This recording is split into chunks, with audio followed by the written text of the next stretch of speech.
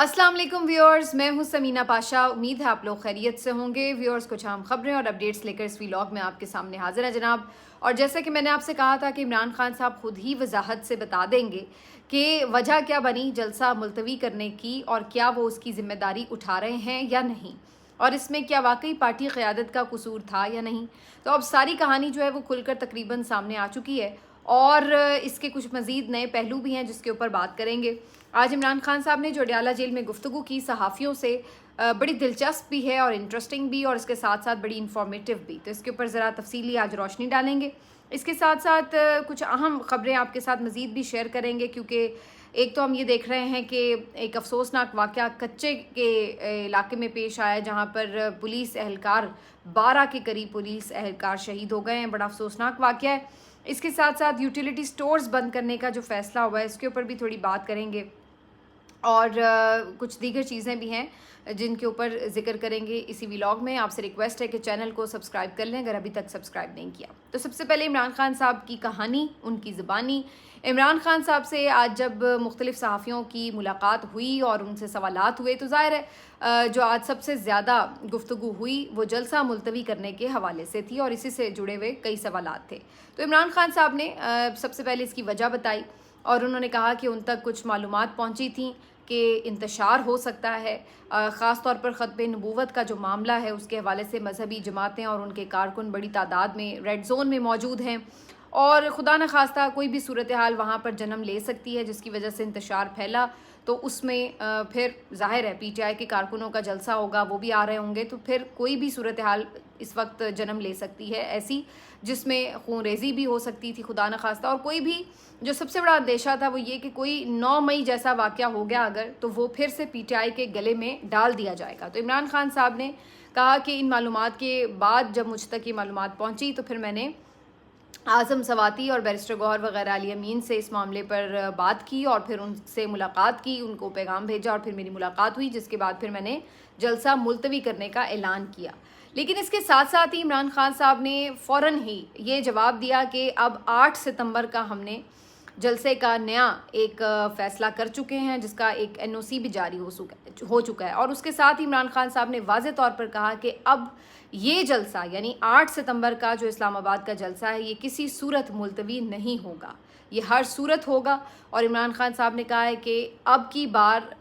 जो भी अगर कोई इसको ख़राब करने की कोशिश करेगा तो जो भी हालात होंगे उसके ज़िम्मेदार ख़ुद हुकूमत और ये इंतज़ामिया होगी, फिर उसकी ज़िम्मेदारी PTI के ऊपर कोई ना डाले। तो बेहतर ये है कि हम पुरअमन जलसा करना चाहते हैं, हमें करने दिया जाए, जो कि हमारा आइनी हक़ भी है। लेकिन अब किसी ने रुकावट डाली तो बिल्कुल कोई इसको बर्दाश्त नहीं करेगा, ना पार्टी के अंदर और ना ही पार्टी के बाहर से कोई रुकावट होनी चाहिए। और उन्होंने आज अलीमा खान साहिबा के तवस्सुत से बाहर आके अलीमा खान साहिबा ने जो गुफ्तगू की, उन्होंने कहा कि इमरान खान ने कहा है कि अब अगर पार्टी का भी कोई बंदा मेरा नाम लेकर ये कहे कि 8 सितंबर का जलसा मुलतवी हो गया है तो आपने उसकी बात पर यकीन नहीं करना और हर सूरत जलसा गाह पहुंचना ही है, चाहे कोई भी आपको आके कहे कि जलसा मुलतवी हो गया। इसका मतलब होगा कि वो मेरा सिर्फ नाम इस्तेमाल कर रहा है, मैं किसी सूरत भी जलसा मुलतवी नहीं कर रहा। तो ये इमरान खान साहब ने आज वाज़े पैगाम 8 सितंबर के हवाले से दे दिया। फिर ज़ाहिर है जब यहाँ से बात शुरू हुई तो फिर उनसे पूछा गया कि भाई ये आपको मालूमात कैसे पहुँची हैं और फिर आपने कैसे रब्ता किया आज़म सवाती से, किस तरीके से ये सारी फैसिलिटेशन हुई। तो इस पर इमरान खान साहब मुस्कुरा दिए और उन्होंने कहा कि इस बात को रहने दें। तो इससे आप समझ जाएं कि वो कुछ पर्दा रख रहे हैं, लेकिन हकीकत वही है जो आपको काफ़ी दिन पहले ही मैंने भी बता दी और भी बहुत सारे रिपोर्टर्स और सीनियर तज्ज़ियाकार एनालिस्ट बता रहे हैं कि जनाब बेसिकली एक तरह से ये रिक्वेस्ट ही की गई थी खान साहब से कि जलसा मुलतवी कर दिया जाए, और रिक्वेस्ट फिर वहीं की जाती है जो ताकत रखता है, जिसको इख्तियार हासिल है कि वो लोगों को वापस भिजवा सके। तो इमरान खान साहब ने इंतशार से बचने के लिए ये रिक्वेस्ट फ़िलहाल मान ली है। अब इसमें जो एक और बड़ा दिलचस्प पहलू है उस पर गौर करने की ज़रूरत है। अगर आपने नोटिस किया हो तो कुछ नून लीगी सहाफ़ी या जो इनके सोशल मीडिया के लड़के हैं वो तो ज़रूर इसके ऊपर मजाक भी उड़ा रहे हैं PTI का, और ताने वाने भी दे रहे हैं कि बुज़दिल हो गए, ये हो गया, वो हो गया। लेकिन आपने दिलचस्प तौर पर देखा होगा कि PMLN की जो टॉप लीडरशिप है या जो बाकी इनके वज़रा वगैरह हैं वो उस तरह से आके इस मामले के ऊपर कुछ बहुत ज़्यादा हर्जा सराई नहीं कर रहे थे, ना कोई ख़ास उनका मजाक उड़ा रहे थे, ना ताने दे रहे थे, अगर आपने नोटिस किया हो। मैं तो ये नोटिस कर रही थी उनकी गुफ्तगू में कि अगर किया भी है किसी ने तो बड़ा कोई हल्का सा ही हाथ रख कर। अगर इमरान खान साहब ने अपनी मर्ज़ी से बग़ैर किसी की रिक्वेस्ट के ये जलसा मुलतवी किया होता तो PMLN ने तो सांस सुखा देने थे ये कह कह के कि जनाब आपके पास तो स्ट्रीट पावर नहीं है, इसलिए आप नाकाम हो गए, आप डर गए, ऐसे इनकलाब आता है वगैरह वगैरह, जो ये हम रूटीन में देखते रहे इससे पहले भी। लेकिन इस दफ़ा PMLN ने उतना ज़्यादा जश्न नहीं मनाया इस बात का कि PTI ने जलसा मुलतवी किया। उसकी वजह क्या है? उसकी वजह ही ये है बुनियादी तौर पर कि PTI को जब ये रिक्वेस्ट भेजी गई है तो ज़ाहिर है हुकूमत को भी पता है फिर कि ये अडयाला के जो रात को मैसेजिंग हुई है, ये जो सारे दरवाजे खुले हैं सुबह सवेरे, ये एवं ही तो नहीं खुल जाते।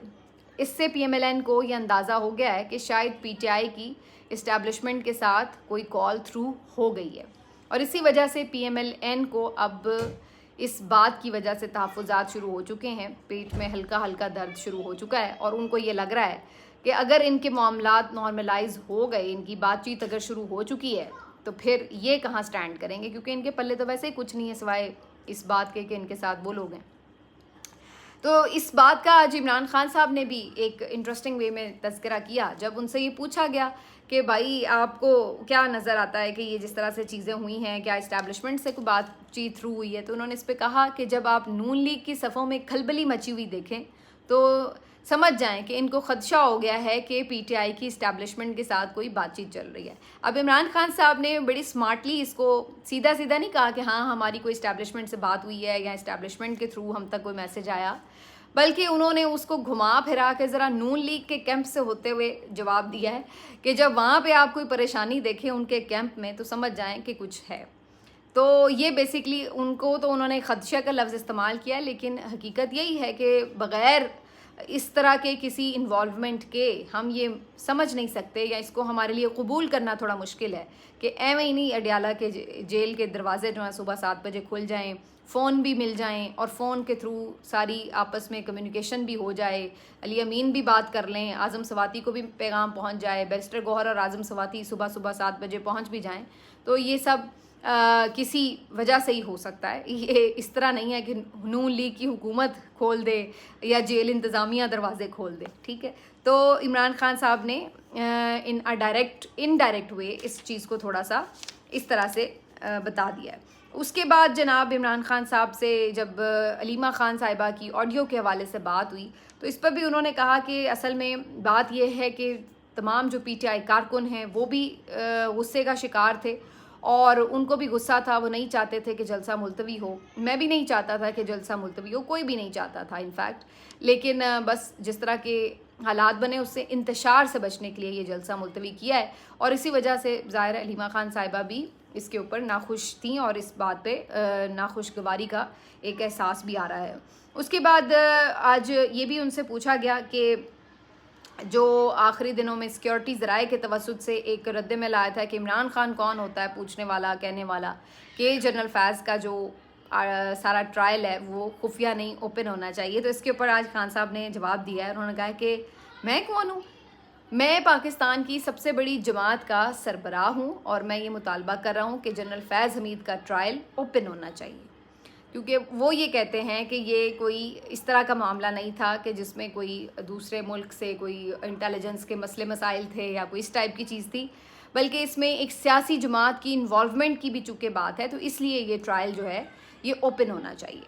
उसके बाद आज एक और इम्पॉर्टेंट बात थी जो उनसे पूछी गई, जिसके ऊपर उन्होंने कहा कि हमूदुर रहमान कमीशन वाली जो बात थी उसके ऊपर उन्होंने कहा कि हमूदुर रहमान कमीशन जो थी, रिपोर्ट जो थी, उस पर मैं इसलिए कहता हूँ कि उस पर अमल दरामद नहीं हुआ तो जिसकी वजह से 3 मुल्क में मार्शल लॉ लगे। और इस वक्त भी उन्होंने ये कहा, इमरान खान साहब ने दावा किया कि आज भी मुल्क में एक गैर एलानिया मार्शल लॉ नाफिज है। तो मैं ये समझता हूँ कि अगर उस रिपोर्ट पर अमल दरामद होता तो शायद ये सूरत हाल पाकिस्तान को ना फेस करना पड़ती। और अभी भी जो 9 मई के हवाले से मैं बार बार कमीशन का मुतालबा करता हूँ, तो उसकी भी वजह यही है कि मैं चाहता हूँ कि ये बेसिकली जो जमहूरियत पर एक तरह से हमला था, इस मामले को मंतकी अंजाम तक पहुँचना चाहिए ताकि ये चीज़ दोबारा इस तरीके से ना किसी के ख़िलाफ़ भी इस्तेमाल हो सके। तो वो अब इस बात के ऊपर फिर से ये अपना जो पुराना मुतालबा था दोहरा रहे हैं कि 9 मई के ऊपर एक कमीशन बनना चाहिए, दूध का दूध और पानी का पानी होना चाहिए। इमरान खान साहब ने आज चीफ जस्टिस काजी फ़ाइज़ ईसा साहब के हवाले से भी कुछ बात की और उन्होंने कहा कि अब इस वक्त 2 गेम प्लान्स हैं। एक तो ये है कि किसी भी तरह कोशिश करके काजी फ़ाइज़ ईसा को एक्सटेंशन दे दी जाए, और इसके हवाले से आज मुख्तलिफ लोग ये ख़बरें दे भी रहे हैं कि जो मौलाना साहब को भी कल राज़ीबाजी किया गया है, उसमें उनका भी कोशिश है कि उनकी भी हमायत हासिल करके वोट ले लिया जाए आइनी तरमीम के लिए, और भी कुछ चीज़ें करने की कोशिश की जा रही है। लेकिन दूसरी तरफ दूसरा ऑप्शन जो इनके पास है वो ये है कि अगर काजी फ़ाइज़ ईसा साहब को अगर एक्सटेंशन नहीं भी किसी वजह से मिल पाती, तो फिर भी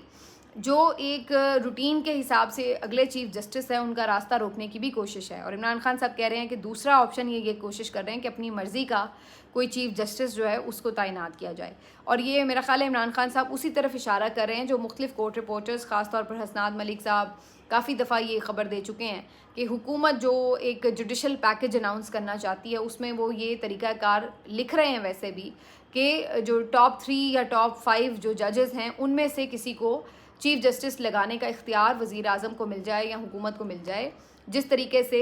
आर्मी चीफ़ के मामले में होता है। तो उससे ये है कि वो जस्टिस मंसूर अली शाह से अगर कोई ये तहफ़्फ़ुज़ात रखते हैं कि वो आएंगे तो शायद उनको उस तरीके से फ़ेवर नहीं करेंगे जैसे काजी साहब फ़ेवर कर रहे थे, तो वो ये समझते हैं कि हम बाकी किसी को भी जो कि उन्हें लगता है कि उनको फ़ेवर कर सकेंगे उसको चीफ जस्टिस अपॉइंट कर सकें। तो इस खबर के हवाले से भी आज इमरान खान साहब का जो ये नुक्ता था वो इस बारे में था कि ये अभी तक अपनी गेम प्लान्स लगे हुए हैं करने कि या तो काजी साहब ही रहें या फिर उन जैसा ही कोई और मिल जाए, ताकि ये सिलसिला जारी व सारी रहे जो इस वक्त हम देख रहे हैं। तो ये आज इमरान खान साहब की हर लिहाज से अहम गुफ्तगू थी, और मुख्तलिफ कोर्ट रिपोर्टर्स के मुताबिक इमरान खान साहब बिल्कुल हशाश बशाश और मुतमईन नज़र आ रहे थे। दौरान गुफ्तगू वो बार बार मुस्कुराते रहे, जबकि 2-3 दिन पहले से काफ़ी बयानियाँ बनाने की कोशिश की जा रही थी कि जनरल फैज़ हमीद की गिरफ्तारी के बाद इमरान खान साहब बड़े कोई परेशान हो गए हैं या इस तरह है कि बड़े कोई बौखलाए हुए हैं, इस तरह की चीज़ें बनाने की कोशिश की जा रही थी। लेकिन ऐसा जो है आज जो रिपोर्टर्स गए हैं वो ऐसा कुछ क्लेम नहीं कर रहे। उनका कहना है कि वो बिल्कुल रिलैक्स्ड थे और माशाल्लाह खैरियत से थे। दूसरी तरफ आज ये भी वो रिपोर्ट कर रहे हैं कि जो अलकादे ट्रस्ट केस है, पहले हालांकि इस बात की एक्सपेक्टेशन थी कि बड़ी तेज़ी से इसमें फ़ैसला सुना दिया जाएगा, लेकिन अब ये सारा प्रोसेस स्लो सा हुआ है। और नैब का जो तफ्तीशी अफसर है, पहले तो कई दिन उसके ऊपर जरा ही नहीं की गई और आज भी जुज़वी जरा मुकम्मल की गई है, और अब अगली समात में उस पर जरा मुकम्मल होगी। तो बज़ाहिर ऐसे लग रहा है कि जो एक पहले अर्जेंसी थी कि इमरान खान को सज़ा सुनानी है, कुछ चीज़ें ऐसी हैं जो कहीं अंडर डिस्कशन हैं, जिसकी वजह से फ़िलहाल ये वाली सज़ा भी इमरान खान साहब को उतनी अर्जेंट नहीं सुनाई गई जैसे इससे पहले हमने देखा कि जेल समातों में फटाफट बग़ैर ट्रायल की जो ज़ाब्ते की कार्रवाई होती है उसको मुकम्मल किए ही धड़ाधड़ सज़ाएँ सुनाई गई थी। तो वो वाली अर्जेंसी हमें इस वक्त अलकादिर में नज़र नहीं आ रही, उसमें कुछ थोड़ी सी इन्होंने स्लो किया हुआ है प्रोसेस को। तो बहरहाल जी ये था जी जेल समात का अहवाल। अब आ जाते हैं इस बात के ऊपर कि जो 2-3 मैंने कहा आपको अहम और ख़बरें हैं। अच्छा, एक बात सिर्फ रह गई कि इमरान खान साहब ने ये भी बात कही कि नवाज़ शरीफ का बैग तैयार है और वो बिल्कुल लंदन जाने के लिए रेडी है। सिर्फ आखिर में उन्होंने चंद इंपॉर्टेंट चीज़ें जो आपकी बिल्कुल शेल्फ पर होती हैं वही उठानी है और उन्होंने लंदन रवाना हो जाना है। तो इमरान खान साहब जो ये बात करते हैं, पहले भी उन्होंने कही कि 2 महीने का टाइम है, अब उसमें से भी मेरा ख्याल 2 हफ्ते तो गुजर ही गए हैं।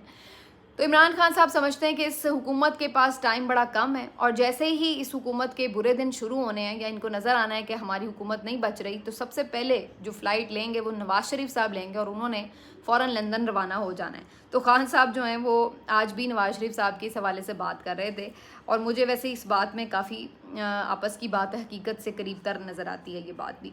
आ जाते हैं जी अब इस पे कि पीटीआई का रिएक्शन क्या है। पीटीआई अब काफ़ी इस बात के ऊपर गुस्सा कल से कर करके अब थोड़े से नॉर्मल हुए हैं शायद कि जो जलसा मनसूख हुआ, मुलतवी हुआ, तो उसकी वजह से जो एक रिएक्शन था। और इंटरेस्टिंगली एक सोशल मीडिया पर वीडियो बड़ी वायरल हुई थी जिसमें जो नौजवान लड़के हैं पीटीआई के, वो अपने मरकज़ी ये जो मरकज़ी तो नहीं, सूबाई जनरल सेक्रेटरी जो थे उनसे बड़ी गुफ्तगू कर रहे हैं, बहस कर रहे हैं, सवालों जवाब कर रहे हैं कि क्यों जलसा मुलतवी हुआ है, और उनसे बाकायदा आर्ग्यूमेंट करके जवाब ले रहे हैं और बड़े वो दिखाई दे रहे हैं कि जज्बाती हैं। तो उस पर बहुत सारे लोग तो उसको यूं भी दिखा रहे थे कि जी देखें जी इंतशार हो गया, लड़ाई हो गई। लेकिन इसको अगर दूसरा एक एंगल से आप देखें तो ये बड़ा इंटरेस्टिंग है कि जो आज पीटीआई के लोग हैं, सोशल मीडिया के कारकुन हैं या जो ज़मीन पे कारकुन मौजूद हैं, वो अपनी जो क़यादत है उसको आड़े हाथों लेते हैं, उनके फ़ैसलों पर नज़र रखते हैं, उनके फ़ैसलों पर ना सिर्फ तनकीद करते हैं बल्कि उनके फ़ैसले कई बार उन्होंने बदलवाए भी हैं।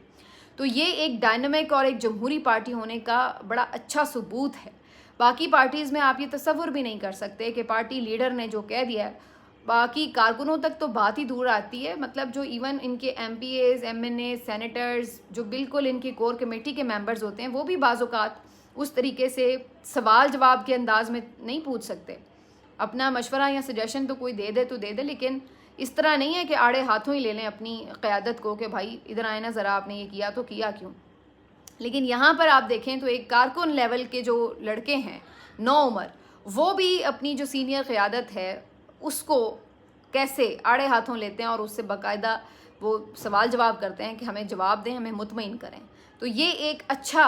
पॉजिटिव चेंज है। अगर ये सियासी जमातों में आता है तो इससे जमहूरियत के लिए बेहतरी है। ये फ़र्द वाहिद की तरह फ़ैसले मुसल्लत हो जाना पार्टीज़ के ऊपर, ये कोई वैसे भी जमहूरियत की खिदमत भी नहीं है और ये इज्तिमाई दानिश के भी उसूल के ख़िलाफ़ बात है। तो बहरहाल जी, ये एक वीडियो जो थी, इंटरेस्टिंग वीडियो मैं देख रही थी। लेकिन अब मेरा ख्याल है इमरान खान साहब ने जिस तरीके से अपना एक स्टेटमेंट दे दिया और 8 सितंबर का जो अब उन्होंने एक वाज़े ऐलान कर दिया है, उसके बाद अब काफ़ी हद तक जो कारकुन है वो अब इस तरफ थोड़ा मसरूफ़ हो जाएंगे। अब आ जाते हैं जी इस बात के ऊपर कि अत्ता तारड़ साहब ने कल एक स्टेटमेंट दिया कि 19 घंटे शहबाज शरीफ साहब काम कर रहे हैं और जो दूसरों को भी नहीं आराम करने देते। तो 19 घंटे मैं तो सोच रही थी वो काम क्या करते हैं, क्योंकि हमें तो कोई ऐसा काम नज़र नहीं आ रहा कि जिससे हमें लगे कि हाँ भाई मुल्क के लिए बड़ा कोई फ़ायदेमंद काम किया उन्होंने। क्योंकि आज की जो खबर थी वो ये कि यूटिलिटी स्टोर्स बंद करने का फ़ैसला हुआ है, वफाकी हुकूमत ने किया ये फ़ैसला।